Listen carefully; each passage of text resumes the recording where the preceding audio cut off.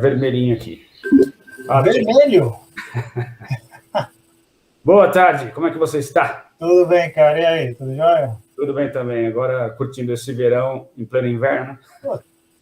Você imagina na hora que chegar janeiro, fevereiro, que beleza, né, cara? Tostaremos? Essa é a pergunta do milhão. 40 graus, acho que vai ser coisa do dia a dia.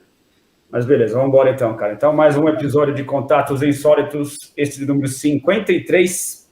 Uau. E o tema de hoje é 300 milhões de terras.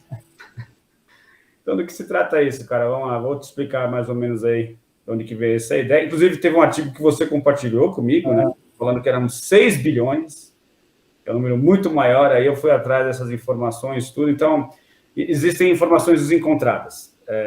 No site da British Columbia, né, da Universidade de British Columbia, está lá o título bem grandão, 6 bilhões de terras, com a mesma equipe, né? E depois eu investiguei no site da NASA e do Serum Institute. E tanto da NASA quanto do Serum Institute batem os 300 milhões, né? Então, eu preferi considerar o da NASA e do Serum Institute, né, que são instituições assim mais tradição, digamos assim, né? Mas mesmo ali, se tratando de o pessoal da mesma universidade, em conjunto com o pessoal do Serum Institute e outro pessoal da NASA aí, uma grande quantidade de pessoas trabalhando nesses dados, né, cara? É impressionante a quantidade de planetas na Terra, né, cara? 300 milhões, né, cara? Ainda que o impacto dos 6 bilhões tenha sido meio que absorvido depois de uma pesquisa aí que eu fiz rapidamente.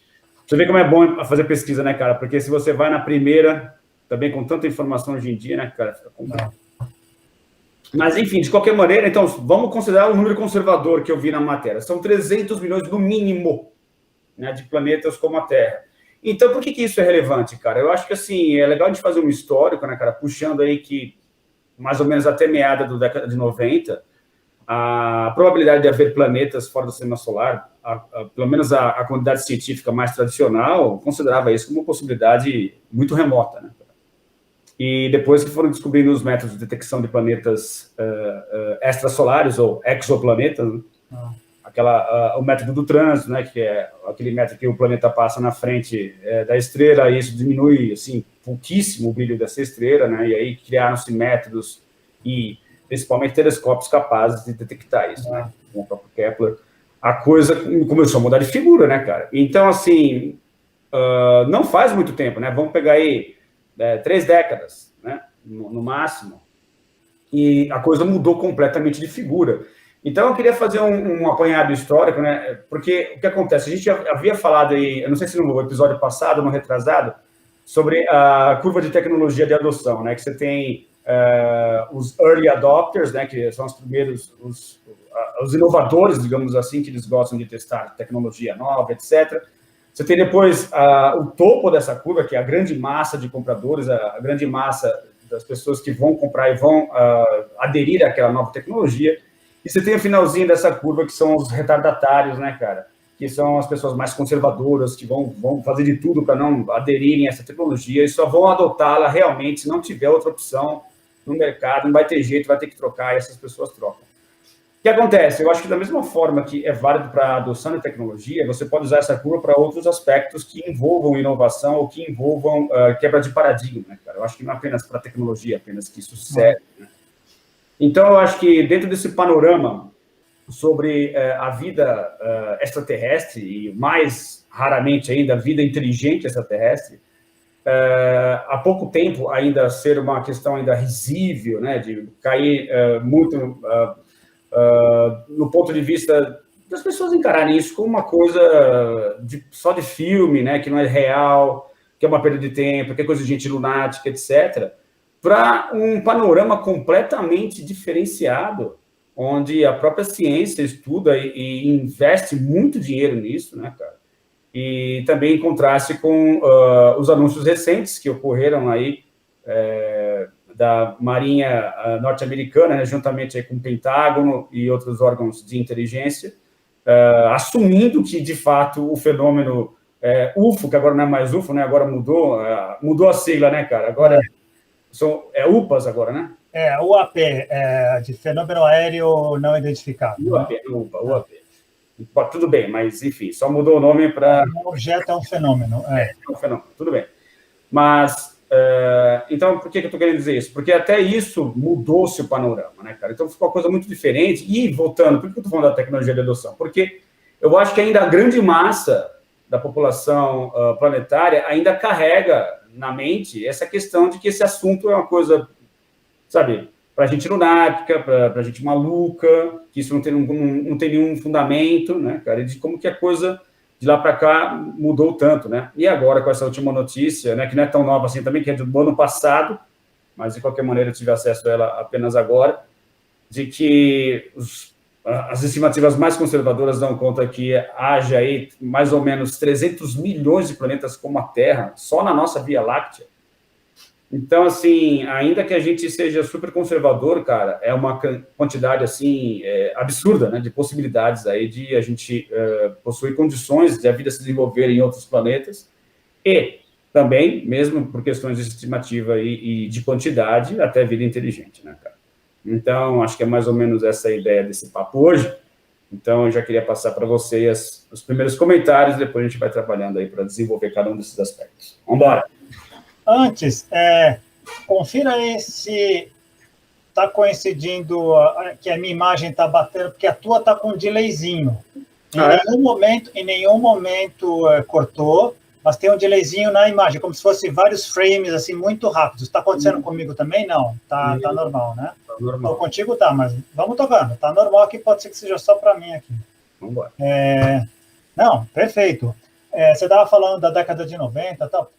É incrível, né? A gente é da época pré-Hubble, né? E pré-Hubble, o máximo dos máximos era o Projeto 7, que era radiotelescópio, e aquele filme Contato, que era o máximo de tecnologia, com aqueles radiotelescópios mostrando lá em cima, e o máximo de tecnologia era o telescópio de Arecibo, em Porto Rico, ou do Mauna Kea, no Havaí, e o Tololo, no Chile, que era bonzinho, porque o céu da cordilheira lá no Chile, do Atacama, é espetacular, e tinha projeto Alma, tá? Que naquela época eram projetos. Hoje estão todos construídos lá, uma coisa impressionante. Como mudou tudo, nossa capacidade de enxergar. Então, o termo exoplaneta virou popular agora porque a gente conseguiu catalogar e identificar um montão, né? Esse é um ponto. Então, a gente vai estar sempre par e passo com a tecnologia. Então, a tendência é esses números, hoje 300 milhões, entre 300 milhões e 6 bilhões, a tendência é que eles cresçam, porque a gente vai ter mais condição de medir, mais condição de registrar, etc. Esse é um ponto. Então, é inexorável. O que mais é inexorável? Ou talvez não seja inexorável? Puxa, não vai dar para todo mundo acompanhar. Assim como tem os early adopters em geral, tem uma população mundial que chega a quase 8 bilhões de pessoas que não vai dar para acompanhar tudo. Não vamos nem entrar na parte subjetiva, vamos ficar só na parte objetiva. Existem seres humanos que verdadeiramente acreditam que a Terra é plana. Verdadeiramente acreditam. Existem seres humanos que acreditam que vacinas não funcionam. De novo, a varíola foi extinta, a poliomielite é sob controle em quem se vacina, é fato. Eles pegam um ou outro caso de pessoas que tem algum problema que é do jogo cósmico, que é de qualquer parte dessa, e eliminam todos os benefícios que uma vacina pode fazer.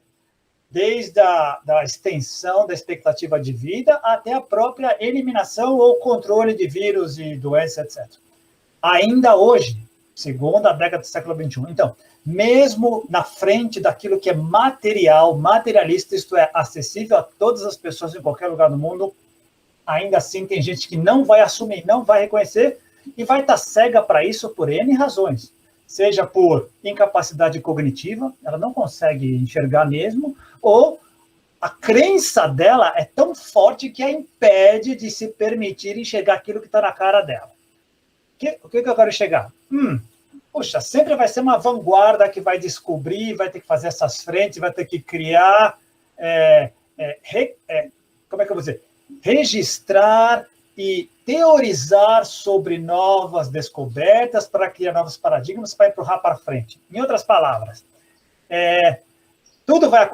O que quer que venha acontecer de tecnologia sempre vai começar com a elite de pessoas que adoptam e depois vai reverberando.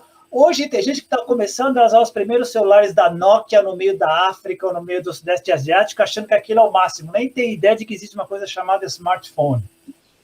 Enfim, a gente está fazendo a discussão, como todos os nossos papos aqui, lá da frente, da franja do que está acontecendo no mundo, que é muito legal, muito louco. Mas é sempre, não digo que é frustrante, mas é bem interessante perceber que é sempre um papo para poucos, né? Que é sempre um papo que vai reverberar, muitas pessoas vão pegar coisa já andando. A gente tem o fascínio de pegar coisa sendo descoberta agora, ou às vezes não, a gente pega com 2 ou 3 anos de diferença, que não é nada perto da história das coisas, né? Mas, puxa vida, esse é um aspecto que me chamou a atenção quando você me passou o tópico. O segundo tópico que você não mencionou ainda, mas que eu acho que você vai mencionar, que é, legal, a gente está cada vez mais registrando exoplanetas, e isso não vai demorar muito para a gente descobrir vida, não vai demorar muito para a gente descobrir vida inteligente. Isso é ponto. Um dos outros fatores que você colocou na nossa discussão, na chamada, é que repercussões isso teria, né? O que isso implicaria? E aí a gente pode abrir o leque para um monte de coisa, que eu acho que vale a pena a gente ver. Que implicações isso teria em vários âmbitos. Vamos começar o nosso tiroteio, que eu acho que é bem legal. Não, então, mas... eu acho que a curva de adoção de tecnologia, ela também é válida para esse aspecto de o quanto que isso vai influenciar na minha vida, né? Ou essa ideia de utilitarismo, né, cara, que ela é muito em voga. O utilitarismo, essa ideia de que tudo tem que ter uma utilidade, né? Tudo tem que se encaixar no meu utensílio prático, meu canivete suíço aqui de utilidades. E não necessariamente tudo que na vida é importante tem que ser utilitário, porque existem aspectos filosóficos, por exemplo, que simplesmente eles dão a você uma perspectiva de enxergar as coisas de uma forma diferente e não te dá nada concreto em termos de uma coisa, uma ferramenta que você vai utilizar, que vai tornar você mais feliz, ou mais rico, ou mais saudável, não é essa a questão, mas existe todo um aspecto da perspectiva em relação à realidade que é proporcionada a você, que é inestimável. Né? Então, acho que esse é o primeiro ponto, né? Que a gente tem que avaliar nesse sentido de que, mas o que eu ganho com isso? Né? A famosa frase, né? O que eu ganho com isso? Então, a curva de adoção de tecnologia, acho que também é válida para esse aspecto, né? Cara, enfim, você está falando esse assunto, você está comentando comigo esse tipo de tema, mas, né, aí sempre, né, você fala no final, e aí, o que eu ganho com isso? Né? Como diria um bom professor de cursinho, e daí? Exatamente. Então, cara, esse daí também acho que depende de uma série de fatores. Né? Vai ter uma série de gente que não vai nem perder o tempo dela de estar assistindo aqui essa conversa entre nós, vai ter um grupo de pessoas que, talvez, quem sabe, seja interessante, ou curiosidade legal, e outras vão achar muito interessante. A variedade é sempre muito grande, né, cara? Mas eu acho que, assim, em princípio, a gente tem que levar em conta muito esse aspecto que a gente virou muito utilitarista, né, cara? Que é muito do tema que a gente vem retomando, né, que vem sendo o tema de vários episódios, que é a questão da visão materialista, que é a predominante da nossa civilização materialista, agora também, incluindo, que antes eu falava que não, mas agora também incluindo o aspecto de uma pessoa que é apegada a bens materiais, né, de que só enxerga a realidade através dessa questão do poder de compra, de eu conseguir comprar coisas, e eu quero comprar também, informação, coisas úteis, e isso tem que ter um benefício válido, né, nessa compra, entre aspas. Então, acho que esse utilitarismo está presente em tudo, nas religiões, está presente principalmente nas de caráter pentecostal, isso é muito claro, né? Outras é mais velado, mas também possuem. Então, eu acho que para tudo você vai ter esse olhar, né, de querer saber, o que eu ganho com isso. Mas acho que, no geral, a gente pode destrinchar a partir daí, tem muitos aspectos de visão de mundo que isso proporciona, que faz você enxergar a vida de uma forma completamente diferente, né, cara? E isso é importante porque, a partir daí, você consegue rever o seu comportamento, rever a forma como você enxerga as coisas, e isso pode impactar, sim, o mundo de uma forma prática, porque tudo, né, que a gente já também abordou em outros episódios, tudo é mente, né, tudo vem da consciência e está na mente. Então, se você enxerga as coisas de uma forma restritiva, de uma forma predatória, de uma forma limitada, você vai ter um impacto X. Se você enxerga de uma forma mais ampliada, você consegue enxergar as coisas de uma forma diferenciada, você vai ter um impacto Y, e assim por diante. Além do fato de que tudo, a gente, não dá para confirmar, mas pelas experiências que a gente teve e no aspecto pessoal, tudo está interconectado. Tenha a gente consciência de aonde as coisas se costuram ou não, tem uma conexão. Isso de por si, como se diria em bom espanhol, e o Carlos Paz adorava falar assim, isso por si só já lança a arena de debates e mostra quão importante as coisas podem ser, né? Não, tem toda a razão. Além disso, mas, de novo, é interessante como a gente acabou construindo alguns pilares que têm se mantido fortes, independente do furacão que venha. Então, como o utilitarismo ou não, o quão importante ou não vai ser para a vida de cada um, as informações, as descobertas que se fazem todo santo dia, está diretamente vinculada à estrutura de consciência de cada pessoa. Sim. Quem está pensando só na parte básica, em se reproduzir, em sobreviver amanhã, não vai ter olhares para coisas, não vai enxergar coisas como essa. Como que tipo de transcendência poderá ter se um dia encontrarmos vida e inteligência em outro lugar. Não vai ter, não, para essas pessoas não significará nada. E é justo, elas estão com outro tipo de preocupação, né? Elas vão pensar o utilitarismo dela. Vai aumentar o meu salário? Vai colocar uma conta bancária? Vou ter um prato a mais de comida na mesa? Você não é capaz de responder isso? Não me interessa. Sim. É do jogo cósmico. A gente está numa outra franja de pessoas que estão enxergando outro mundo, outro planeta, sobre todos os aspectos, filosóficos, espirituais, físicos, interpessoais, tal. E aí começa a ter transcendência, porque envolve diretamente as nossas relações humanas. Né? Qualquer tipo de descoberta altera diretamente as relações humanas. Vamos pegar um exemplo claro aqui, que está fora do escopo, mas é um bom exemplo. A internet. A ideia da internet é genial. Qual a ideia da internet? Qual que todo mundo imaginava? Puxa vida, estamos todos interconectados, as barreiras acabaram, acabou o monopólio da informação, acabou o domínio. Não. É possível encontrar outras maneiras de domínio, de engano, de fraude dentro do próprio sistema. Sim. E ela não foi feita para isso. É diferente, é a mesma, falando de utilitarismo, é a mesma utilidade da faca. O que eu posso fazer com uma faca? Originalmente, a faca é um objeto que eu posso usar para cortar, para facilitar a minha vida. Se eu uso isso para matar um outro ser humano, é outra história. Mas ela, originalmente, o problema não é da faca. Agora, uma metralhadora não foi feita para fazer buracos na parede para a gente pendurar quadros. Uma metralhadora foi feita especificamente para furar seres humanos e eliminá-los. É outra história, é outro tipo de utilidade. Uma bazuca não foi feita para abrir buracos em minas para a gente cavar melhor. Uma bazuca foi feita para detonar outras pessoas. É diferente, né? O que a gente está discutindo aqui é, legal, continuamos pesquisando em todas as frentes, e essa frente que você colocou agora para conversar é muito interessante. A gente está descobrindo, nós estamos indo para fora cada vez mais, enxergando, apesar da força da gravidade segurando aqui no planeta, a gente está conseguindo enxergar cada vez mais longe, com cada vez mais precisão, né? Há 30 anos, como você falou, a gente não ia muito longe, a gente ficava acompanhando a Voyager 1 e 2, foram horas do sistema solar, olha, uma foto vai chegar daqui a 2 anos, uau, que legal. Agora, olha quantas sondas, olha quantas coisas, olha quão longe a gente foi. Verdade. Impressionante. E quão longe a gente ainda vai na nossa vida humana aqui, das pessoas que estão assistindo, a gente vai longe ainda, pacas. Sim, e que tipo de repercussão isso terá nas nossas vidas aqui? Isso é que é o grande X, né? Eu acho que uma parte dessa repercussão, cara, que é interessante analisar, ainda batendo nessa tecla do utilitarismo, justamente, vamos colocar um exemplo aqui mais palpável, né, cara? Então, por exemplo, sei lá, pandemia, um vírus novo chegou, uma pandemia que ocorreu, mas que isso vai impactar na minha vida? Vai aumentar meu salário? Não, cara, a capacidade de previsão é muito débil, né?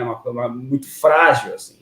Então, se você tem uma pessoa com um nível de consciência muito chakra básico, digamos assim, e a pessoa está realmente voltada para a questão da sobrevivência, a primeira coisa que ela vai pensar, isso vai afetar meu emprego, isso vai afetar meu salário, e de repente é uma coisa tão disruptiva que daqui a pouco não tem nem mais emprego, não tem nem mais, é uma coisa que o seu primeiro questionamento em relação ao ser utilitário ou não, já não tem mais nem função, nem mais razão de ser, porque é tão disruptivo que não tem mais trabalho. Mudou completamente, você ainda está se perguntando se seu salário ia aumentar ou não. Eu acho que a mesma coisa seria válida para coisas nesse aspecto, sabe? Se de repente, é que a gente já discutiu isso antes, né? De repente um contato extraterrestre em massa, por exemplo, quanto que isso poderia ser disruptivo, né? Ao ponto da pessoa mas isso aqui vai mudar o que na minha vida? Mas muda o planeta como um todo, a sua vida vai, quer você queira ou não, a sua vida vai de rodo junto com essa massa toda, né, que vai ser gerada de revolução, né, por consequência. Então, assim, muitas vezes, por mais que as pessoas não queiram enxergar, elas vão ser levadas com a maré, entendeu? Dependendo do tipo de... Como foi a pandemia, por exemplo. Quem insistiu em dizer que não era verdade, né? As pessoas que têm essa visão mais negativista, negacionista, né, que quiseram simplesmente não acreditar que o vírus era real, muitas delas pereceram, né? Porque não quiseram tomar vacina, não acreditaram nessa história toda, se contaminaram e já era, tarde demais. Então, assim, por mais que tenha esse aspecto de que todo mundo é livre para pensar o que quiser e para ter o tipo de relacionamento que queira estabelecer com o mundo ao redor, existem coisas e âmbitos, acontecimentos tão amplos e tão revolucionários que quer a pessoa queira ou não chegar àquilo, ela vai ser levada com a maré e nem vai estar sabendo por que ela está embaixo de uma grande onda. Não, bem colocado. Acho que a metáfora da maré é ótima. As ondas sempre vêm. As pessoas preparadas pegam um peixinho e vão. As pessoas que têm capacidade de boiar, boiam, sobem e descem com o mar. As pessoas que são pegas de roldão acabam sofrendo e não dão conta. Né? E com relação especificamente ao tema, vamos imaginar alguns cenários. Quer ver? Que a gente pode imaginar cenários que pode ser que venham a acontecer. Por exemplo, digamos que uma das sondas que agora estão em Marte chega à conclusão patente. Olha, houve vida aqui. Da maneira como a gente interpreta a vida, houve vida aqui. E a prova está aqui, olha, a gente cavucou aqui no Funal, e olha aqui. Puxa, muda o nosso sistema. Então, muda a maneira de pensar. Cedo ou tarde, todos os livros de ciência do mundo dirão, pelo nosso conceito de vida, existem 2 lugares no universo em que existiu vida, aqui e em Marte. Os livros dirão, em Marte não existe mais, mas já existiu. Os livros mudarão. É um cenário. Sim. Mudará a maneira a gente ver. E vamos para outro cenário. Olha, naquela lua lá longe, fora do sistema solar, encontrou-se vida também. Puxa vida, então talvez seja mais frequente do que a gente imaginava. Exatamente. E a gente começa a mexer nas equações, né? Os adeptos da grande filosofia materialista que você adora tanto dizem, não. Isso aqui é um acaso que não se repetiu em lugar nenhum. Não é a probabilidade, eles usam a matemática para dizer não se repetiu, não é possível, não é provável, não tem como. E aí nós vamos ter que farão eles com a matemática, que farão eles com a probabilidade. Teremos que repensar. Como sempre, haverá aquela resistência até o dia que as evidências são grandes. Legal, tudo bem, vamos reconhecer. E assim será. Um cenário possível seria esse. Paulatinamente, vamos chegando mais longe, até que um dia, vamos trombar. O que a gente se acostumou, o que a gente gostaria antes da gente desencarnar, que seria um pouco do filme de Hollywood, né? Que chegassem aqui, não necessariamente leve-me ao seu líder, porque seria um problema sério, nós não temos um líder, e os que temos não nos representam condignamente, mas seria uma possibilidade dessa, encontrarmos não só vida, mas vida inteligente, talvez intelectualmente, cognitivamente, espiritualmente superiores a nós, e fazemos o quê com isso? Cara, isso recai também naquele um outro episódio que abordamos a questão desse eventual aí contato em massa causar uma diversidade de reações super impossível de prever, né? Então, é muito bem retratado no filme Contato, né? Aquela cena clássica lá da Jodie Foster chegando na base de lançamento daquela forma de transporte, ou teletransporte, seja lá como for que a gente pode chamar aquilo, né? E encontrar aquelas pessoas com as mais variados comportamentos no meio do deserto, né, cara? Uns acabando com roupa do Elvis Presley, os outros fazendo churrasco, outras pessoas rezando com roupa de Jesus, enfim, um pandemônio, né, cara, assim, de reações. que eu acho que em situações como essa também poderiam ocorrer. Então, por exemplo, nesse exemplo que você mencionou de está comprovado que houve vida já em Marte. Pode ter gente que, os mais religiosos, por exemplo, não vão simplesmente virar as costas e falar, não, realmente não é contra aquilo que as escrituras sagradas dizem, eu vou ignorar por completo, enfim, para mim não serve.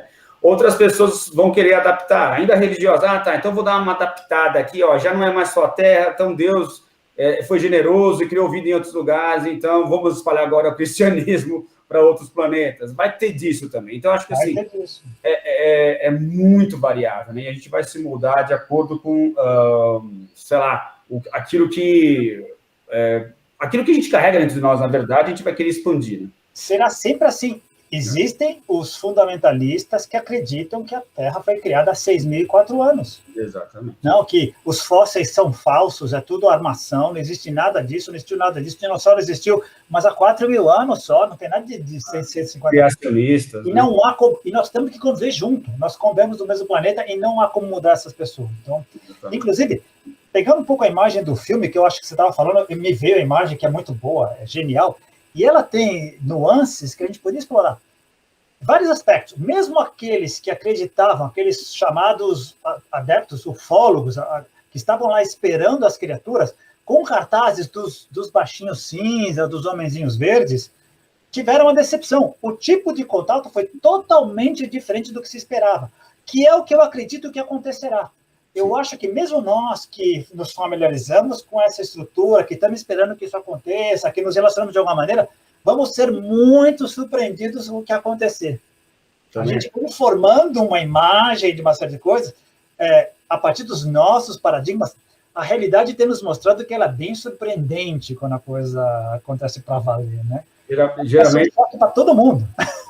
Geralmente, quando a realidade supera a ficção. Né?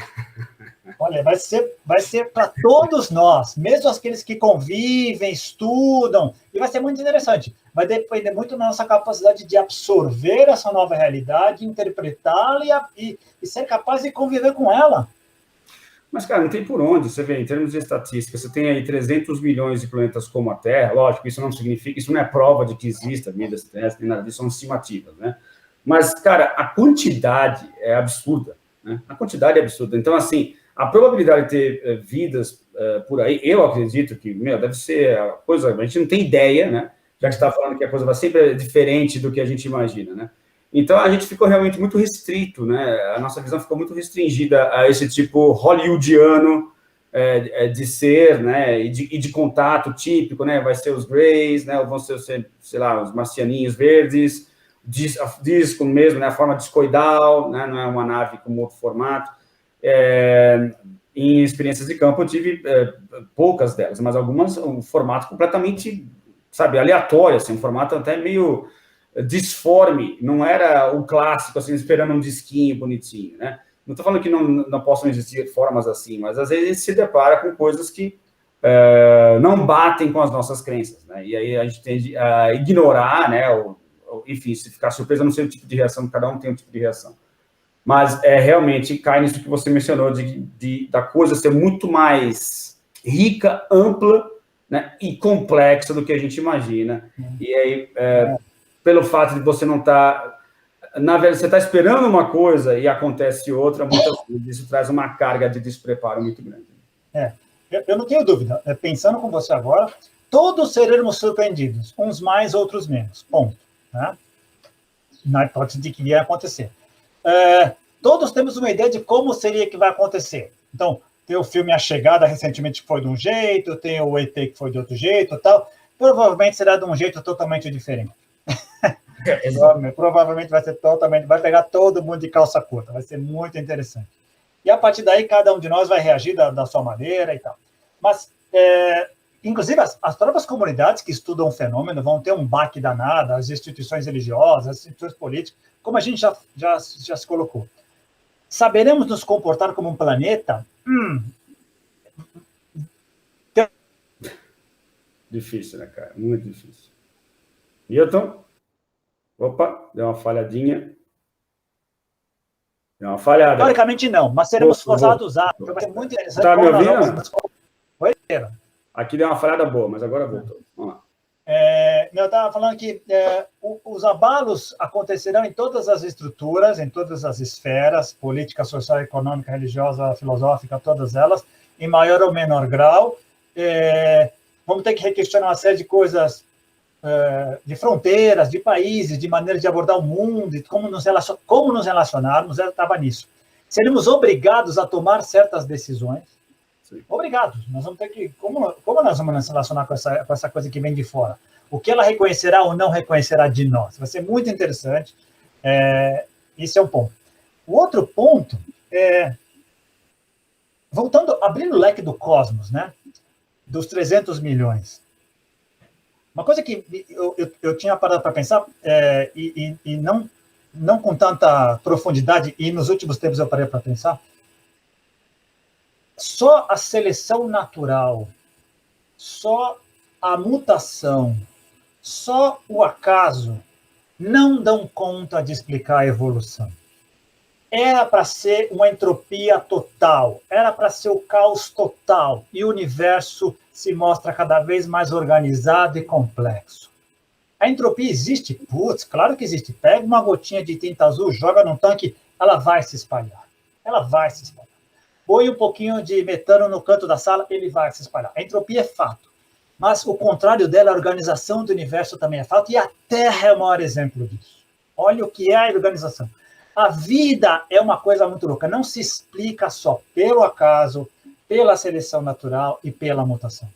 Uma coisa que eu tinha parado para pensar, que eu imaginava nas aulas de ginásio. Olha, tá lá, os bichinhos estão se reproduzindo. Um dia, através de uma mutação de um acaso, surge um outro tipo de ser um pouco mais adaptado ao ambiente, e ele consegue se adaptar melhor, ele consegue ir embora.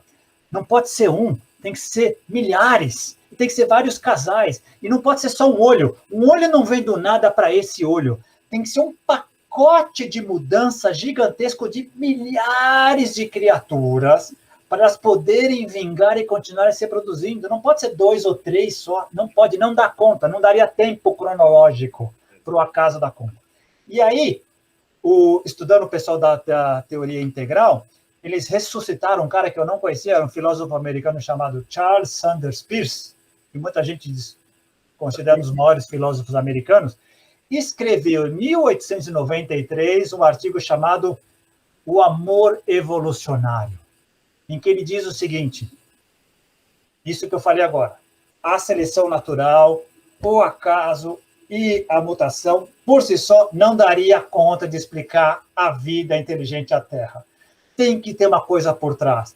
Como cada religião chama do seu jeito. Eu vou chamar esse amor evolucionário, esse amor, essa energia, essa força, esse eros que entra desde o começo e que ajuda a manipular todas essas forças e que levaram dos 13,8 ou 16,4 bilhões de anos desde o Big Bang até agora a isso que é aqui, que é a quintessência da complexidade, né? O nosso cérebro, não dava para ser só o acaso. E a gente junta esse assunto com os vários das nossas conversas anteriores, do amor e outras coisas.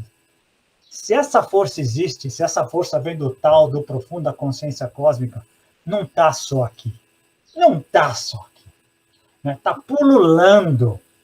A gente não está enxergando, é uma questão de, não é se, é quando a gente vai descobrir e vai se relacionar. A questão é quando, não é mais se. E fica cada vez mais claro, cara, por essas questões de... a gente é cada vez mais surpreendido,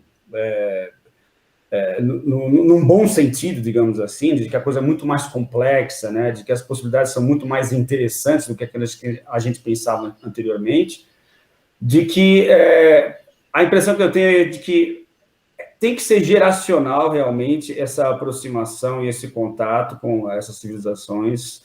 Não dá para ser de bate-pronto, e o geracional é meio que parecendo assim, vamos tirando véu a véu, né? Primeiro, segundo, terceiro, quarto véu, e vamos preparando esse povo aí aos poucos, né, cara? Porque recai bem nisso daí, né? Essa ideia de que, vamos supor, voltando aqui à questão do utilitarismo, né? Só o fato, de repente, aparecer uma civilização, não precisa de várias, esse que também é outro ponto, né, cara? Aparece apenas uma civilização, não precisa aparecer 2, 3, 4. e diz assim, gente, é o seguinte, nós somos 300 mil anos mais evoluídos que você. Deve ter muito mais, né? Mas vamos chutar aí uns 300 mil aninhos aí, só para bater com os 300 milhões de anos do título do episódio. E a imortalidade da alma é um fato. A gente descobriu, a consciência realmente ela é permanente, ela está além do corpo físico. O corpo físico é simplesmente uma consequência, né, da existência da consciência, da alma. Por que eu estou falando isso? Porque só isso por si só já mudaria completamente a nossa forma de enxergar a vida, né, cara? E nosso papel aqui, não só nesse planeta, mas como nosso papel como alma, né? Ou seja, como com consciências imortais. Né? Então, mudaria completamente o panorama, né, cara? Então, tem muito em jogo, muita coisa em jogo, né, cara? Então, mais do que aquelas que a gente consegue aventar no momento, né, cara? Então, eu acho que, por si só, isso já seria avassalador e recai um pouco nisso que você está mencionando para mim, de que simplesmente o acaso por si só não explica. Talvez haja realmente uma consciência por trás que não... Eu quero evitar de usar a palavra Deus aqui, mas que, dependendo do tipo de orientação que você possui, mais religiosa ou não, você pode interpretar dessa forma, mas eu prefiro, né, ainda nomear isso como uma grande consciência cósmica que também, eu não sei se tem um plano propriamente dito, mas ela existiria para evoluir e para aprender com essa história toda. Então, acho que seria interessante por parte dela, de que essas coisas estivessem correndo da maneira como estão, porque o alto preço a ser pago valeria a pena. Né? Aliás, é a consciência com C maiúsculo que a gente ficou de fazer um dia, a relação entre a consciência minúsculo e minúsculo, que vai vir um dia. Três aspectos que eu acho que é legal, que você me fez lembrar agora. A gente conversou ontem ou anteontem a respeito disso. O documentário da Netflix sobre os fungos. Quantas coisas a gente tem descoberto nas últimas décadas, nos últimos anos. O maior ser vivo da Terra é um fungo, está lá, claro. A gente está descobrindo agora como eles se relacionam, como eles dominam todo o planeta, como eles estão muito anteriores a nós, bilhões de anos. Se vieram aqui, quantos fungos estão espalhados pelo universo inteiro, de maneiras totalmente diferentes. Isso é uma coisa muito interessante. Segundo, eu também combati uma preguiça, mas não é bem preguiça, é que tem tanta coisa, como diz o Mário Vargas Llosa, não vai ter vida suficiente para ler, estudar tudo que bacana que existe aí. Eu estava atrasado nos estudos do Wilson, do Edward Osborne Wilson, que é considerado um dos maiores biólogos evolucionistas do mundo, tá um gênio, tá com 90 e poucos anos aí. E eu vi uma palestra dele do TED, ele disse o seguinte, olha, existem não sei quantos milhões de vírus que a gente não conhece. Existem não sei quantos milhões de bactérias que a gente não conhece. Existem milhões de germes que a gente não conhece. Sabe o que eles estão fazendo no mundo? Ele olha para a plateia e ele diz assim, nós não sabemos. A gente só sabe que eles existem e que sem eles o planeta não existiria. Eles são infinitos, chegaram antes, estão aqui, eles fazem parte dessa biosfera e, graças a eles, isso aqui também está equilibrado. A gente não tem ideia. A gente está estudando um ou outro, mas o que a gente desconhece é infinito. A mensagem dele final era essa, mas a gente está se aprofundando e se especializando em destruí-los de uma maneira singular. E não temos ideia do cataclisma que estamos colocando. Juntando essas duas coisas. A gente está inserido num planeta em que funcionou e vem funcionando de maneira perfeita e a gente é o agente invasor ali, a gente é o patógeno da coisa ali. E se a gente não tomar cuidado, a gente põe a casa para colocar abaixo. Mas, ao mesmo tempo, tem gente como os Stamets lá nos fungos, ou o meu irmão que trabalha com biólogos marinhos, ou tantas outras, descobrem coisas novas fascinantes todos os dias, que colocam um quadradinho a mais, um tijolinho a mais na parede da grande descoberta, que é fascinante a descoberta, o que a gente tem descoberto. Esse é um ponto. Voltando à parte do que você falou do véu a véu do contato, eu iria um pouco além, eu acho que você tem muito a ver. E eu vou fazer um tributo ao grande, genial Jacques Vallée, que ainda é a maior autoridade do fenômeno OVNI viva. Que eu chamo o fenômeno de fenômeno OVNI por causa dele. Eu nunca uso UFO na ufologia, por causa dele. O cara é tão bom que ele acabou de reescrever a história do fenômeno OVNI. A história do fenômeno OVNI dizia que a era moderna começou em 1947 com 2 eventos. O avistamento de Kenneth Arnold, de 24 de junho, e o incidente de Roswell, 7 de julho. Ele reescreveu. Acabou de lançar um livro com a Paula Harris que ele mostra que houve um objeto que caiu 2 anos antes. Tá lá, o Trinity, ele acabou de reescrever. 82 anos, devia estar aposentado, curtindo, tá lá, viajando, fazendo... Então, o cara é um gênio. Mas eu queria ressuscitar, entre aspas, o que ele colocou, que é o seguinte. Para explicar o fenômeno OVNI, tem várias teorias. E a teoria extraterrestre, uma delas, é muito maior. Mas ele entende que essa aproximação que vem de milhares de anos e que vem se aperfeiçoando junto com a nossa tecnologia, também é o que ele chama de sistema de controle. Em outras palavras, esse fenômeno vai criando para a gente um novo arquétipo planetário. A gente vai se acostumando a conviver com ele, geração através de geração, para que seja mais suave ou menos impactante possível quando o choque vier. O choque virá, mas as gerações que estão vindo agora já estão mais acostumadas a ver o formato. Um bom exemplo é aquilo que a gente já falou, o emojizinho. Tem emojizinho de disco voador e tem emojizinho do ET. Né? As pessoas já estão acostumadas, já faz parte da nossa cultura planetária. Exatamente. Isso é impressionante. E já está entrando no arquétipo humano do planeta, independentemente da cultura. É muito possível que várias pessoas olhem no mundo inteiro e vejam o formato de disquinho e falem, disco voador, outro planeta. Veja, né, em qualquer lugar. É impressionante. Isso é cultural. Exatamente, esse é o ponto, porque em termos de cultura, isso vai criando camada acima de camada, uma plataforma mais ideal para que a coisa, na hora que aconteça, seja absorvida de uma forma menos traumática e mais produtiva, digamos assim. Né? Dá a impressão, as aproximações, são vários tipos de aproximação, nos várias décadas, tudo quem estuda esse fenômeno vê, são vários tipos, desde sempre. Sim. E essa abordagem vai mostrando, e às vezes dá a entender que tem experimentação. Chego mais perto, vejo como reage, me afasto um pouquinho, mantenho um relacionamento durante 50 anos e sumo, faço só 5 contatos como Rei Castilho de Ricon e desapareço.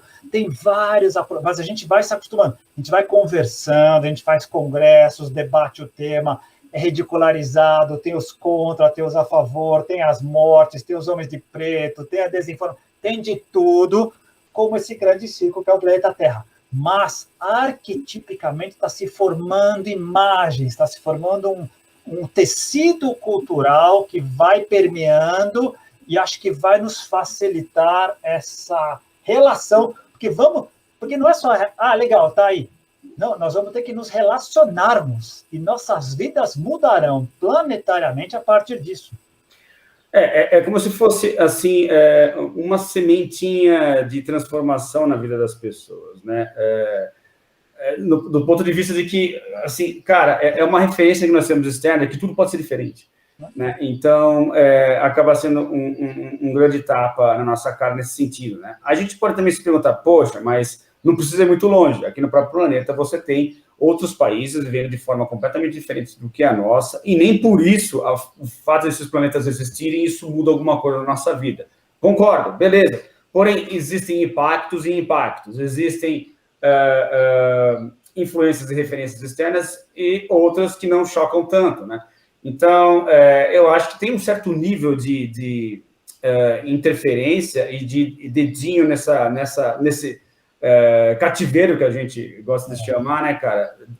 De que é o mundo que a gente resolveu tomar como real, né? E tudo que está além disso não existe, não pode existir, né? Como uma grande oportunidade de a gente se rever, né? De a gente se rever por completo. E eu acho que muito dos traumas existentes em relação a esse tipo de fenômeno, tanto é que você já mencionou isso também em outra oportunidade, que os casos de abduções, em um primeiro momento, eles são interpretados como uma coisa muito negativa e depois, com o tempo, as próprias vítimas, entre aspas, mencionam que, na verdade, elas estavam despreparadas para aquilo e, com o tempo, elas perceberam que não foi tão ruim, né? Eu acho que também tem muito disso, ou seja, quanto mais a gente é apegado a um estilo de vida, ou uma forma de interpretar a realidade, quanto mais é fechado, mais afunilado isso maior esse trauma tende a ser quando algo assim acontecer. Por quê? Porque você viveu a vida inteira, né, com aquela parelha, né, pensando que a vida seguia apenas um único fluxo, e, na verdade, é um emaranhado de possibilidades, né, que isso vai chocar muito, assim, acho que muito do choque e muita da nossa falta de preparo advém justamente do quanto que você se moldou a um estilo específico de vida e que perante a complexidade e o tamanho, né, a imensidão desse universo, isso é limitante em qualquer situação. Seria limitante, seria traumático, qualquer outro impacto, né? Então, você imagine um advento de natureza extraterrestre que não poderia causar. E quanto mais flexível a pessoa for para aceitar essa mudança, e partir para a convivência, menos traumático, mais rapidamente o trauma será superado. O impacto haverá, mas ele pode, alguns nunca se recuperam de alguns traumas, que é do jogo. Alguns nunca se recuperarão. E outros vão ter mais facilidade, vão conseguir levar adiante, vão ser aqueles que vão levar, de novo, são 8 bilhões de criaturas totalmente diferentes, só humanas. E voltando um pouco no que você falou, que é muito legal esse exemplo, existe muita diferença no planeta, mas todos estamos circunscritos dentro da espaçonave Terra. Então, compartilhamos a mesma biologia, por mais estranho que seja, é a mesma biologia. Nós estamos falando da possibilidade de chegar a gente aqui e falar, nós não temos nada a ver com isso daí, nós somos outra coisa, nós não somos só 1 milhão de anos na frente, mas nós somos 50 trilhões de indivíduos. E estamos fazendo coisas aqui no cosmos que vocês nem imaginam. Aliás, essa teoria que vocês estão falando não tem nada a ver. É outra maneira de pensar. É coisa tão radical do tipo, olha, a tabela periódica de vocês coloca mais 140 elementos, aí vocês não estão sacando o que está acontecendo. Sabe? É nesse nível que é muito disruptivo, é muito inimaginável. E tem também esse aspecto que, até fazendo uma analogia com as descobertas, os insights recentes que eu venho tendo, né? Então, assim, com as leituras e com os vídeos que eu vou atrás dos assuntos, muitos dos quais a gente trata aqui juntos, né, cara? Vem do outro lado da moeda também, né? O lado positivo, digamos assim. Cara, é fantástico quando chega uma informação nova ou uma forma de apresentar a realidade para você que você ainda não havia pensado nela e a ficha cai, cara. É uma sensação assim, você fala... Cara, eu me pego... Se eu tivesse com um espelho na hora, quando a ficha cai assim, eu acho que minha cara seria abismada, assim, né, cara? Fala, caraca, eu nunca havia pensado nisso. E assim, e a realidade continua a mesma, né? Não é que mudou, é a mesma realidade, só que assim, dá uma ampliada. Mais um tijolo, o mosaico aumenta. E aí você fala, nossa, agora sim faz sentido, agora a coisa encaixa, né? É impressionante. Então, isso também é inestimável, cara. O valor disso é inestimável, né? Para dar conta daquele que está falando sobre utilitarismo a respeito, né? De que esse assunto extraterrestre, ufologia, ou exobiologia tem a ver com a minha vida, tem muito disso também, né, cara? De trazer esses insights para o estilo de vida que nós levamos e para a forma que nós julgamos que é a única forma de se viver, né? Colocamos para nós mesmos essa narrativa como a única possível, como isso destrói tudo, né, cara? E coloca simplesmente as paredes desse cativeiro para baixo e fala, tá aí, ó. Agora, a partir daqui para diante, você faz o que você quiser da sua vida. Né? E mesmo que existam outras lá, mas estão mais longe, você tem mais espaço para entender, para explorar, para investigar. A ideia é essa, é tentar botar cada vez mais pedrinhas do lugar certo do mosaico, entender a figura de maneira... Um monte de buraco ainda para preencher. É do jogo, mas poder entender melhor.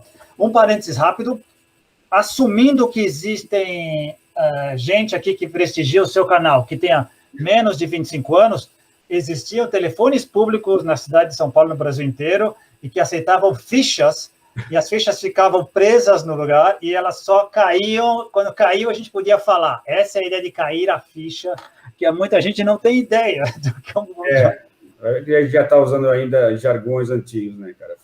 Mas era uma loucura, né? Um dia a gente fala sobre isso. Mas é isso aí. Essa é outra coisa.